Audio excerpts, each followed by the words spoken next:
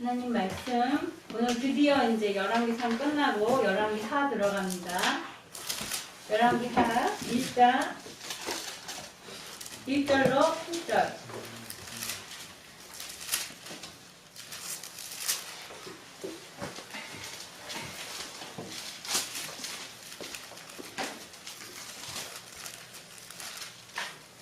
열왕기상이 22장까지였고 열왕기하가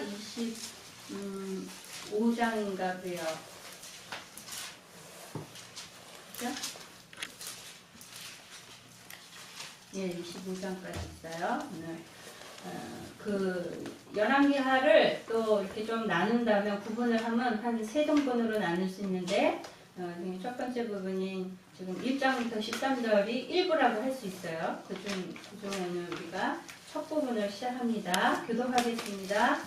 아합이 죽은 후에 모압이 이스라엘을 배반하였더라. 아하시아가 사마리아에 있는 그 가락 난간에서 떨어져 병들매 사자를 보내며 저희더러 이르되 가서 에브론의 신 바알세불에게 이 병이 낫겠나 물어보라 하니라. 여호와의 사자가 디셉 사람 엘리야에게 이르시되 너는 일어나 올라가서 사마리아 왕의 사자를 만나서 저에게 이르기를 이스라엘에 하나님이 없어서 너희가 에브론의 신 바알세불에게 물으러 가느냐. 너 여호와의 말씀이 내게 올라간 침상에서 내려오지 못할지라 내가 반드시 죽으리라 하셨다 하라. 엘리야가 이에 가니라. 사자들이 왕에게 돌아오니 왕이 이르되 너희는 어찌하여 돌아왔느냐. 저희가 보아내 한 사람이 올라와서 우리를 만나 이르되 너희는 너희를 보낸 왕에게로 돌아가서 저에게 보아기를 여호와의 말씀이 이스라엘에 하나님이 없어서 내가 에브론의 신 바알세불에게 물으려고 보내느냐. 그러므로 내가 올라간 침상에서 내려오지 못할지라 내가 반드시 죽으리라 하셨다 하라 하더이다. 왕이 저희에게 이르되 올라와서 너희를 만나 이 말을 너희에게 고한 그 사람의 모양이 어떠하더냐. 저희가 대답하되 그는 허리가 난 사람인데 허리에 가지를 띄었더이다. 왕이 가로되 그는 디셉 사람 엘리야로다. 아멘. 예, 1장부터 13절은 이제 이 엘리야의 그 모든 사역들과 또 4명의 이스라엘과 유다의 왕들에 대한 기록들이 나옵니다. 예, 1절에 보면은 이제 아합이 죽은 후에 이제 뭔가 변화가 생긴 거예요. 근데 이스라엘에 어떤 변화가 생겼냐면 모압이 이스라엘을 배반하였더라. 그러니까 이 모압은 언제부터 그러니까 이스라엘의 뭐라 그럴까요? 속국이었냐면 다윗이 한창일 때에 이 모압을 정벌을 한 거예요. 그래서 모압 때부터 다윗 때부터 모압이 조공을 바쳐왔어요. 그러니까 그 땅을 점령해서 주민들을 흐트러뜨리고 이러진 않았고 다윗은 좀 평화적으로 많이 했잖아요. 그래서 조공을 받는 것으로만 속국의 표시였지 다른 특별한 억압이나 그랬던 건 없었던 것 같아요. 그리고 나서 이제 나라가 이스라엘이 갈려졌잖아요. 남과 북으로 갈려져서는 그때부터는 북이스라엘이 이제 모압을 통치하고 있었던 거예요. 그랬는데 이제 아합이 죽고 이 오므리 왕조가 이제 쇠퇴해가는 게 이제 확연히 드러난 거죠. 그러니까 그동안 조공 바치던 것을 이제 모압이 안 바쳐버린 거죠. 바치지 않는 것으로 이제 배신을 표시를 한 거예요. 그럼 그동안 얼마나 조공을 바쳤냐? 새끼 양털을 10만 마리 분량 정도, 그 다음에 숫양털을 10만 마리. 한 마리만 해도 양털이 한 평 나올까요? 한 평은 안 나올까요? 반 평 나올까요? 하여튼 10만 마리면은 굉장히 많은 양이죠. 근데 그 통틀어서 한 20만 마리 분량이니까 굉장히 많은 양이에요. 적지 않은 양인데 지금 이스라엘에 지금 이 모압이 이걸 안 거쳐버리니까 타격이 크겠죠. 그러니까 경제적인 수입의 영향도 컸지만 눈에 보이는 물질적인 양보다도 더 중요한 거는 이 북이스라엘이 그만큼 쇠퇴했다는 거를 증명해 주는 거잖아요. 반증해 주는 그런 거잖아요. 이 속국에서 조공이 들어오지 않음으로 인해서 이제 민심도 여러 가지로 이제 흉흉했을 거고, 왕의 입장에서도, 왕궁에서도 굉장히 위축이 되는 그런 사건이 되겠죠. 예, 이렇게 이제까지 그러지 않던 모압이 지금 이렇게 배신을 한 거는 북이스라엘이 하나님을 배신했기 때문에 배신을 당한 거라고 보면 돼요.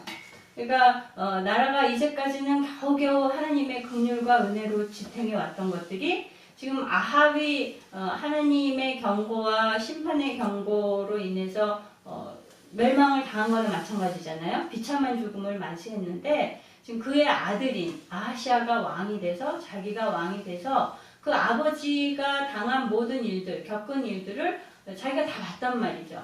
왕궁에서 다 봤고 아버지의 죽음이 어떠했는가도 분명히 봤음에도 불구하고 그대로 아버지의 악행을 답습하고 하나님을 거역하고 우상을 숭배하는 길로 나갔던 거죠. 네. 우리 에스겔 16장 59절 볼까요?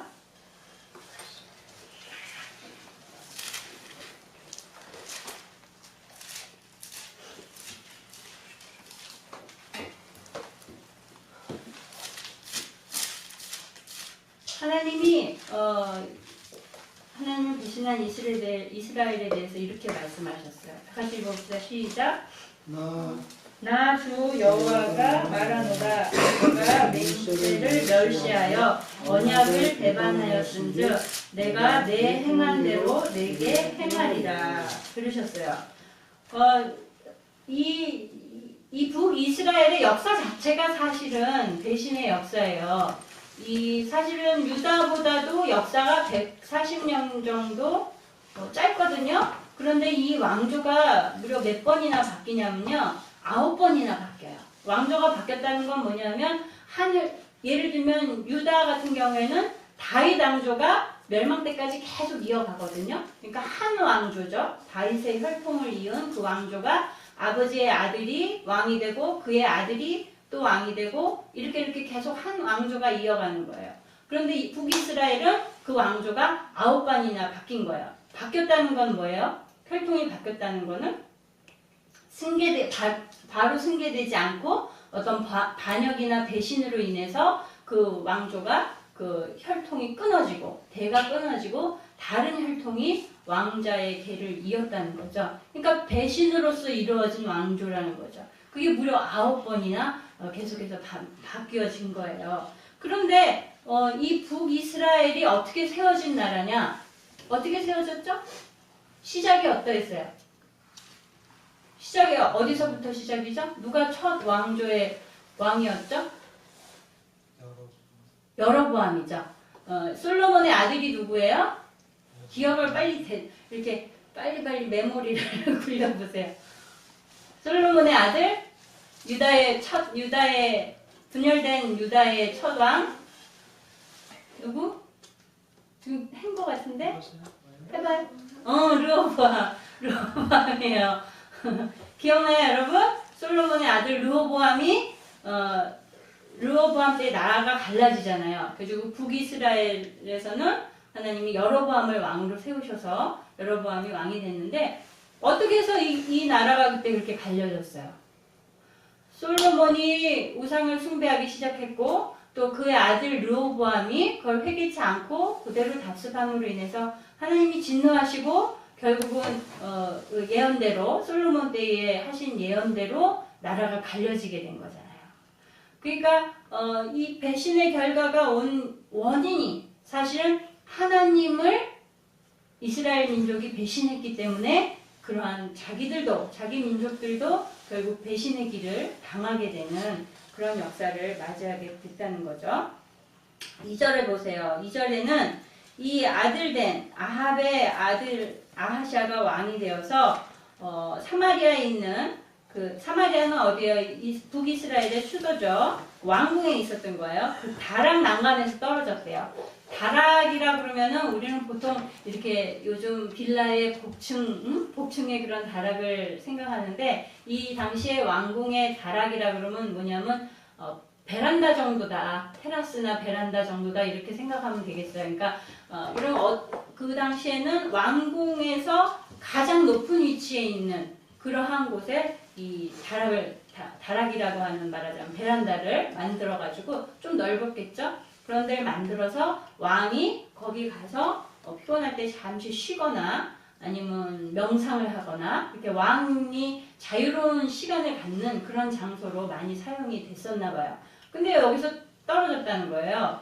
어떻게 하다가 아시아가 어떻게 하다가 뭘 집으려고 하다가 떨어졌는지 정확한 거는 나오지는 않지만, 어쨌든 간에 아시아가 떨어진 것이 높은 곳이었다는 거. 높은 다락방에서, 말하자면 왕궁 중에서 가장 높은 곳인 거죠. 그 왕궁은 또 전체 그 나라 땅 가운데서 가장 높게 건물을 화려하게 지었겠죠. 결국은 그 나라 안에서 가장 높은 곳에서 이 왕이 떨어진 거예요. 이 높은 곳에서 있었기 때문에 떨어진 거죠. 그 떨어진 만큼, 높았던 만큼 상처도 사실은 컸겠죠. 요즘 같으면은 한참 요즘 시끌벅적했던 중증외상센터 그런데 얼른 싣고 가가지고 헬리콥터를 싣고 가서 꼬매고 어쩌고 저쩌고 하면 치유가 될 텐데, 총알이 열몇 발을 맞아도 다 살아나잖아요. 누구라는 그 탈북한 그 사람도 살아났죠. 지금 다 회복돼서 나았는지는 모르겠는데, 어쨌든 요즘과 같은 그런 의료시설이 없었던 거죠. 그러니까 즉사하지는 않았지만 어쨌든 큰 병을 얻어서 지금 목숨이 위태로운 그런 상태에 빠진 거예요. 예, 왜 이건 좀 상징성이 있는 거예요. 그러니까 높은 다락에서 떨어졌다는 거는 그만큼 그가 마음이 높아졌고, 왜 높아졌어요? 높아질 수밖에 없어요, 사실은. 왜냐? 왕조에 계승되어진 왕이에요, 자기가. 자기 아버지도 왕이었고, 할아버지도 왕이었고, 이 북이스라엘에 자기가 제일 높은 사람이 된 거예요. 그러니까 아시아는 자기보다 더 높은 분이 계시다는 것을 망각해버린 거죠. 그러니까 이 땅 가운데서 내가 가장 높다라고 생각하고 있고, 교만함이 아주 끝까지 올라간 그런 상태에서 그가 하나님의 징계로 지금 다락에서 떨어졌다는 것을 상징적으로 가장 높은 다락에서 떨어지는 그러한 사건을 통해서 하나님이 가르쳐 주시고자 한 거예요. 시편 101편 5절에 보면 눈이 높고 마음이 교만한 자를 내가 용납지 아니하리로다 그러셨어요.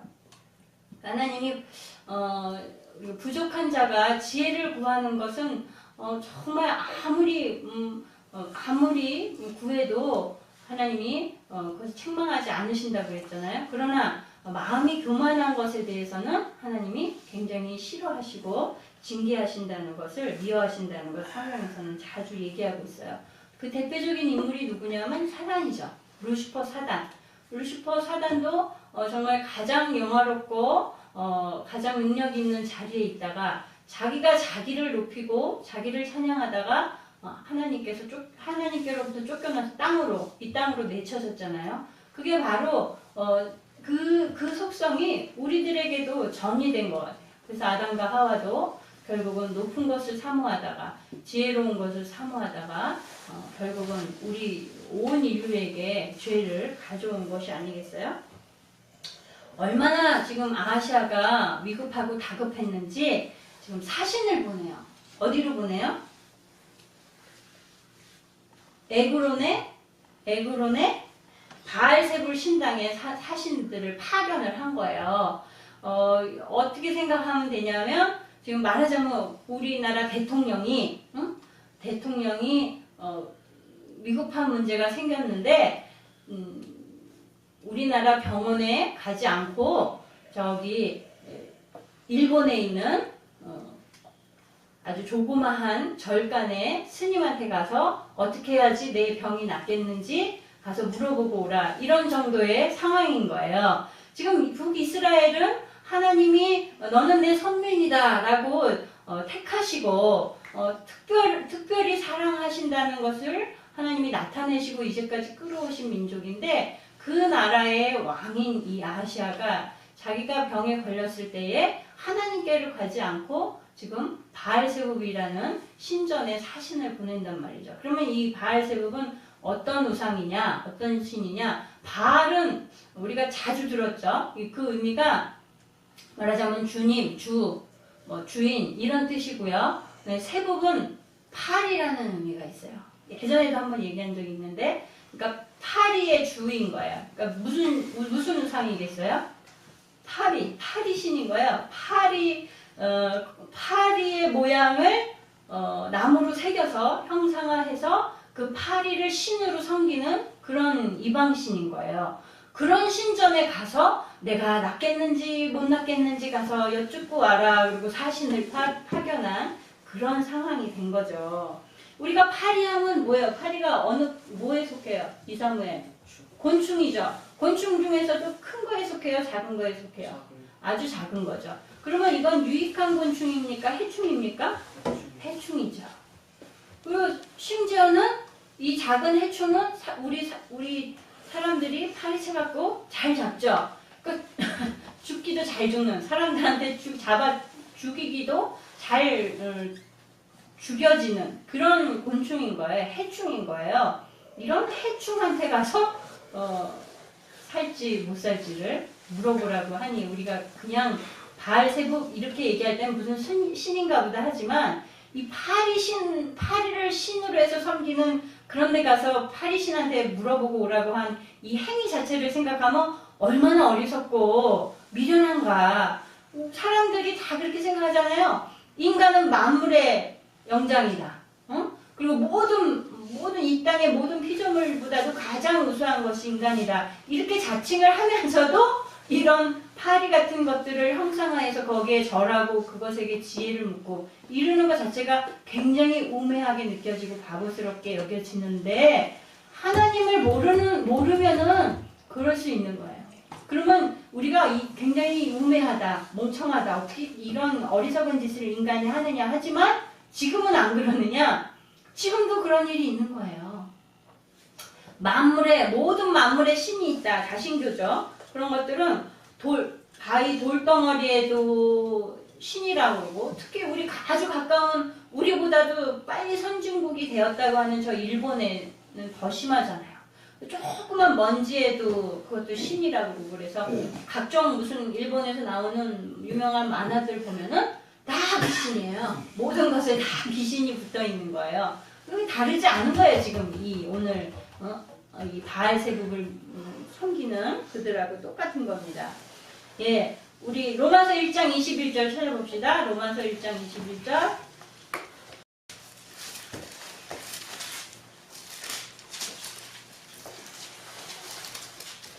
23절까지 읽겠습니다. 시작. 하나님을 알되 하나님으로 영원할 때도 아니하며 감사도 아니하고 오히려 그 생각이 허망하여지며 미련한 마음이 어두워졌나니 스스로 지혜가 하나 우준하게 되어 썩어지지 아니하는 하나님의 영광을 썩어질 사람과 금수와 거룩의 형상의 우상으로 바꾸었느니라. 예.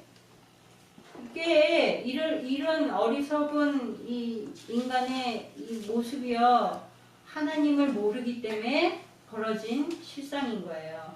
그러니까 인간들이 스스로 우상을 숭배함으로써 인간이 얼마나 어리석은지를 증명하는 거죠. 그러니까 우상을 숭배하는 자들이 하나님을 모름으로 인해서 자기의 어리석은 모습을 드러내는 것입니다. 예. 아시아가 불쌍하게도 자기 어머니 이세벨과 아버지 아합과 또 더 위로 가서는 자기의 조상된 여로보암의 조상이라고 부르긴 좀 그렇지만 어쨌든 여로보암의 그 모든 죄악들을 다 답습하는 자로 성경에 기록되듯이 그가 죄악을 똑같이 반복을 했다는 거죠. 그러면 그냥 엄마가 믿음도 없고 하나님도 모르고 아버지도 그 지경이니까 그럴 수도 있었겠다 이렇게 생각이 들지만 지난 시간에도 얘기했지만 그러나 우리가 역사를 통해서 배운다고 자기 부모가 어떠한 죄를 짓고 살았는지 자기 어머니가 어떻게 살았는지 그것이 죄인지 아닌지는 하나님이 주신 양심으로서만으로라도 알 수 있잖아요. 그죠? 이것이 나쁜 것이다, 좋은 것이다, 옳은 일이다, 그릇된 일이다라는 걸 양심만으로도 안단 말이죠. 그러면 양심만으로만 분별할 수밖에 없었느냐? 그건 아니거든요. 하나님께서 하나님의 선지자들을 계속해서 보내시고 계속해서 책망하시고 잘못된 길임을 분명하게 가르쳐 주셨건만 아합은 완전히 돌이키지 못하고 결국은 마지막까지 하나님을 거역하다가 불순종하다가 마지막에 그렇게 됐잖아요. 그거를 다 봤단 말이에요. 어떻게 아느냐? 지금 오늘 보면은 누가 그러더냐? 지금 사자를 보냈는데 그 사자를 누가 만났어요? 엘리야가 만났죠. 하나님께서 하나님의 사자를 보내서 엘리야에게 넌 가서 그들에게 이렇게 전하라. 그리고 말씀을 주신 거예요. 그래서 어떤 말씀을 주셨어요? 다시는 네 침상에서 일어나지 못할 것이다. 이런 말씀을 주셨잖아요.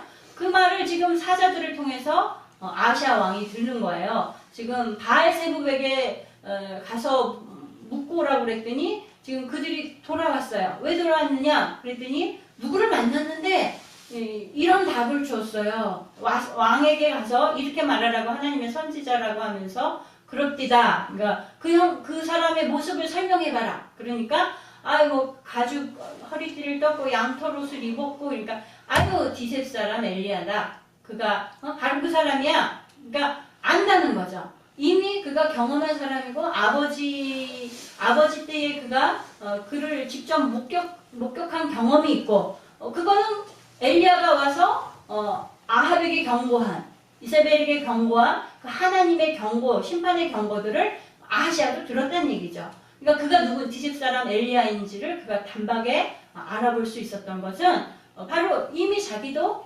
하나님의 경고의 말씀들을 들은 경험이 있는 거예요.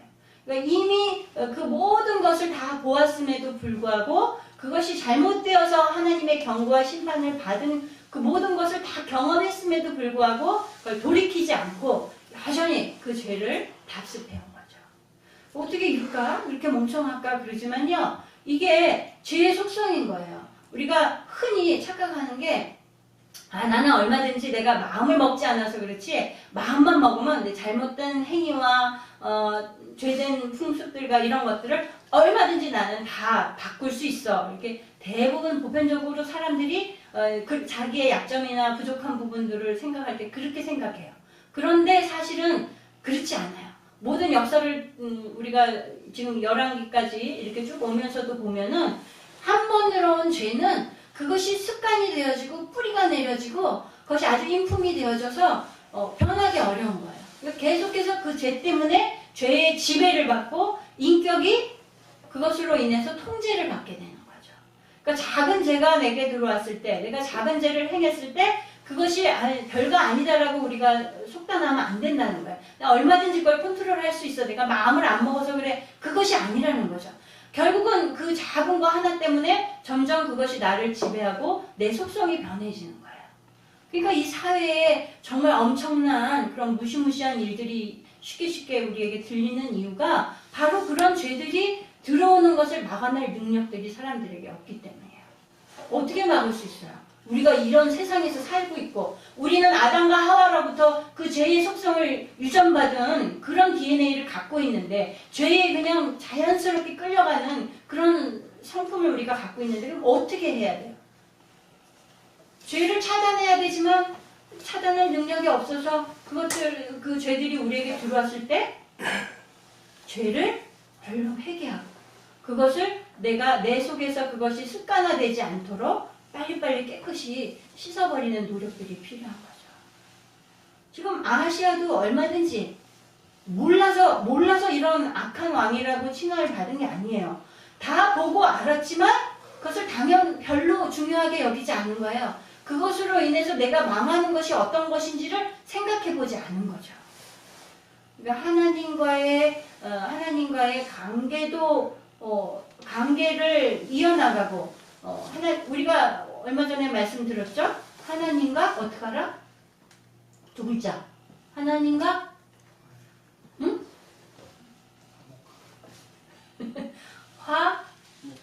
화목하라. 하나님과 화목해야 돼요. 그죠? 하나님과 화목하면 우리가 당연히 죄를 멀리할 수 있겠지만 그래도 우리가 죄를 범할 수 있어요. 그러면 어떻게 해야 된다고요? 얼른 그것을 회개하고 돌이키고 끊어버리려는 그런 노력들을 우리가 해야 됩니다. 예. 로마서 6장 12절에 그러므로 너희는 죄로 너희 죽을 몸에 왕노릇하지 못하게 하여 몸의 사욕을 순종치 말고 그런 말씀이 있어요.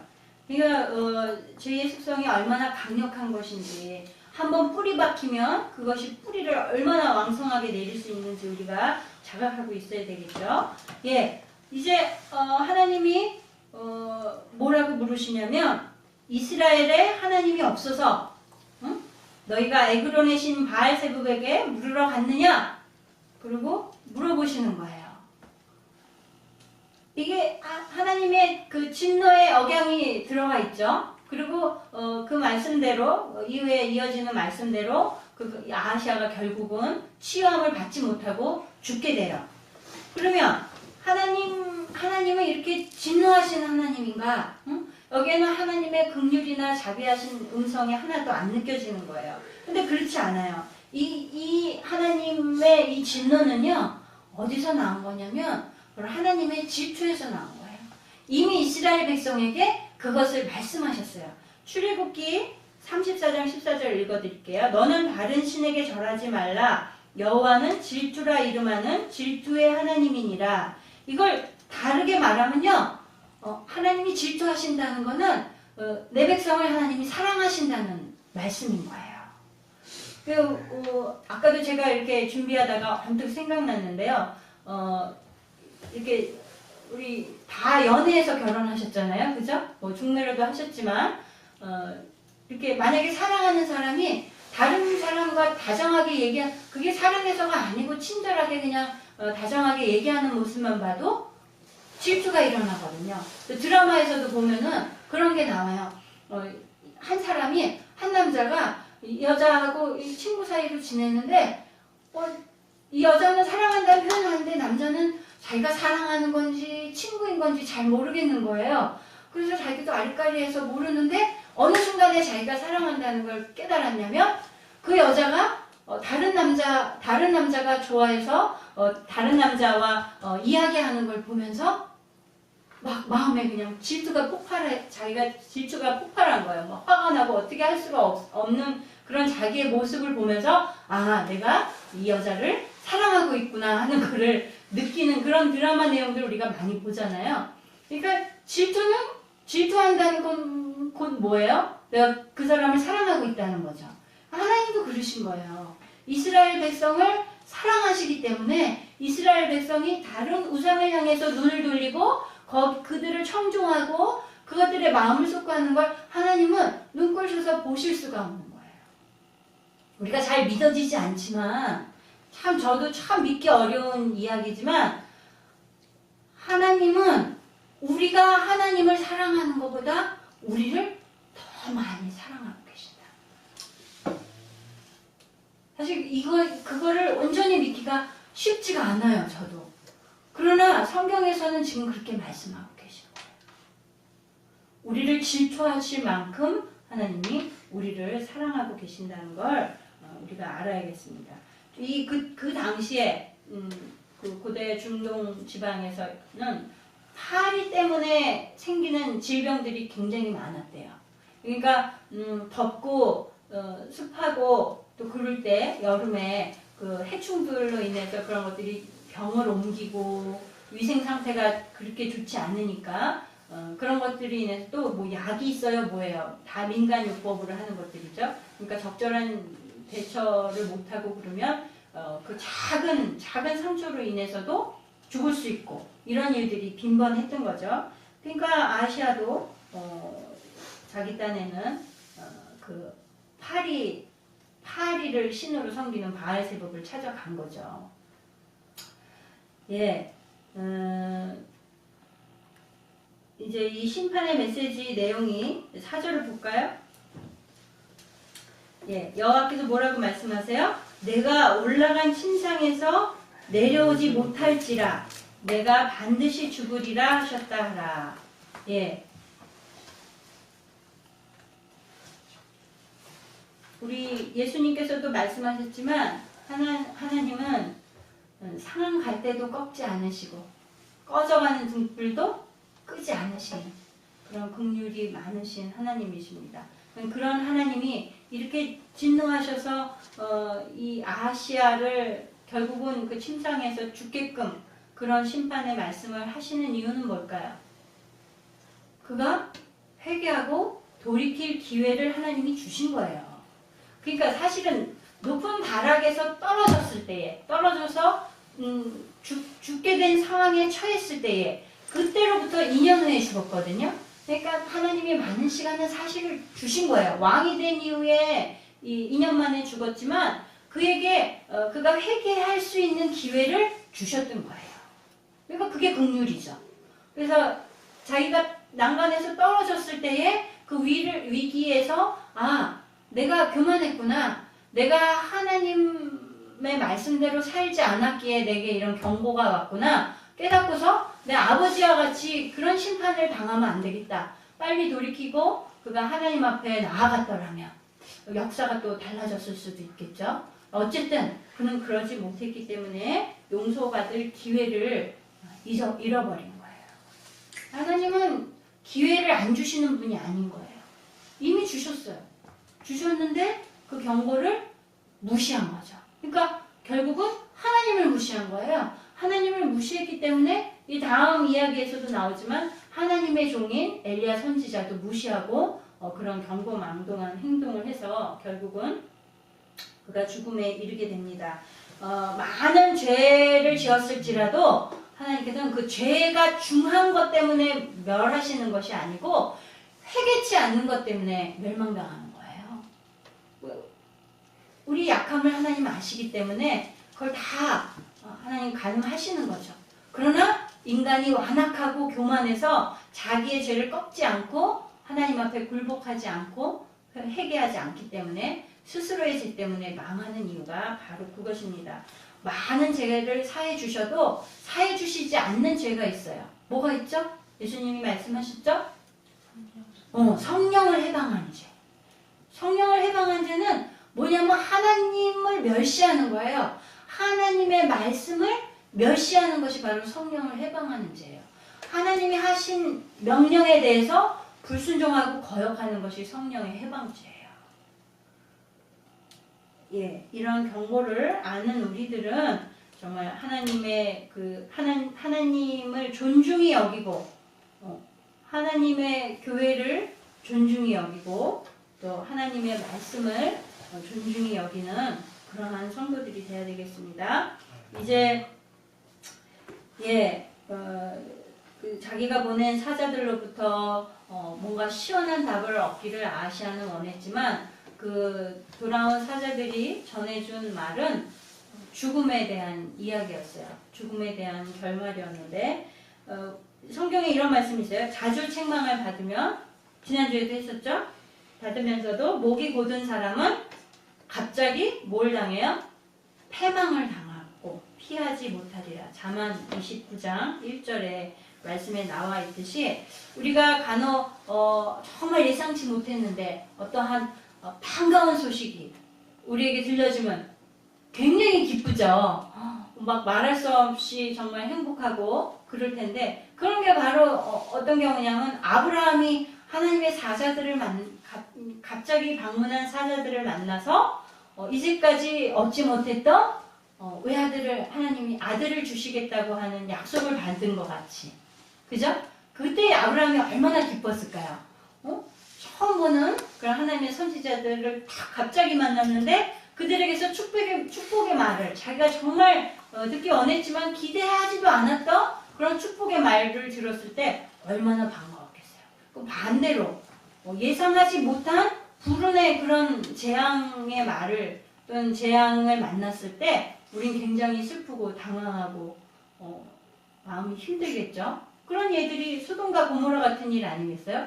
소돔과 고모라가 정말 그 가운데 의인이 5명만 있어서도 그 크고 화려한 성이 멸망당하지 않았을 텐데 그들 가운데 그 적은 수의 의인도 없었기 때문에 그들이 패망을 불심판을 받았던 것 같이 우리가 하나님이 주시는 이런 축복의 말씀 우리가 정말 기쁘고 복을 내려주는 말씀을 우리가 갑자기 듣는 그런 성도가 될 수 있어야 되겠죠. 그러면 그게 그냥 우리가 아무렇게나 살아도 마음대로 살아도 하고 싶은 대로 내 인간의 모든 원하는 대로 내 몸이 이끄는 대로 내 마음이 이끄는 대로 내 기분이 좋은 것을 따라가는 대로 그렇게 사는 삶을 살다가 이런 아브라함이 받은 기쁨의 소식을 받은 것 같이 우리가 받을 수 있겠냐고요. 그럴 수 없겠죠. 아브라함과 같이 살고 노아와 같이 살고 이런 하나님을 바라고 하나님을 존중하고 지금 내 앞에 하나님이 계신 것처럼 그래서 내가 마음대로 하고 싶지만 마음대로 하지 않고 하나님이 기뻐하실 것 같은 그러한 모습으로 내가 하루하루를 살아가는 그러한 모습으로 살아야 하나님의 사자에게서 하나님의 천사에게서 주의 성령으로부터 우리에게 주시는 복된 말씀을 우리가 들을 수 있을 줄 믿습니다. 아멘. 네, 기도하고 말씀 마치겠습니다. 하나님, 우리에게 하나님께서 이미 하나님의 말씀을 주심으로 하나님의 뜻과 그 섭리들을 우리로 알게 하여 주셨습니다. 또한 하나님의 종들과 선지자들과 또 많은 주변에 일어나는 환경을 통하여서도 우리에게 말씀하여 주시고 우리의 마음의 양심에게도 하나님 말씀하셔서 우리로 하나님의 뜻이 무엇인지를 분별할 수 있는 지혜를 또한 주셨음을 믿습니다. 날마다 하나님을 정말 존경하고 하나님이 기뻐하시는 일들을 위하여서 우리의 삶을 구별하여 드리는 거룩한 성도로서 하루하루를 살아갈 수 있도록 하나님 주의 성령께서 오늘도 우리에게 말씀하여 주시고 그 주신 말씀을 들을 수 있는 길을 열어주시고 또한 그것에 온전히 순종할 수 있는 하나님의 자녀로 살아가게 도와주시옵소서. 남은 3일도 붙잡아 주시고 함께하지 못하였으나 정말 하나님의 말씀을 사모하는 하나님의 백성 가운데 똑같은 은혜로 부어주시기를 원하고 예수님의 이름으로 기도드렸습니다. 주기도문으로